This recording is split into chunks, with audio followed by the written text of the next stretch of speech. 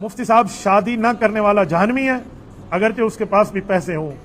دیکھیں مسئلے کو پورا سمجھا کریں, اتنا جلدی فتویٰ نہ لگایا کریں کسی پہ. جہنمی اور جنتی کا فیصلہ اللہ کریں گے, ٹھیک ہے؟ ہم راستہ بتائیں گے کہ یہ راستہ ٹھیک ہے یا نہیں.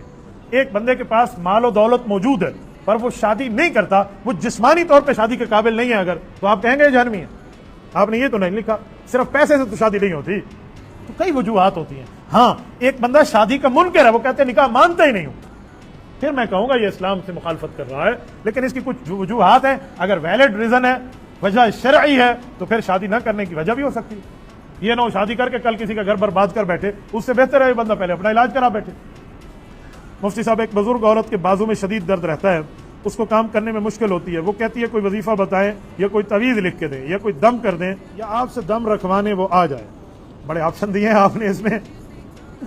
دیکھیں رسول اللہ صلی اللہ علیہ وسلم کی حدیث کا مفہوم ہے کہ سورۃ الفاتحہ یہ پڑھ لیں نا, اور کسی جگہ کے لیے پڑھ کے پھونک دیں یا پڑھ لیں, تو اس میں 99 بیماریوں کی شفا ہے. اس سورۃ الفاتحہ الحمدللہ رب العالمین, تو اس کا نام سورۃ الشافعہ بھی ہے. آپ بہترین وظیفہ پڑھ سکتے ہیں. باقی دم کرانے کے لیے آپ میرے پاس نہ آئیں, کسی عامل کے پاس جائیں جو قرآن حدیث کے مطابق صحیح دم کرتا ہو. میں یہ دم درود والا کام میں نہیں کرتا.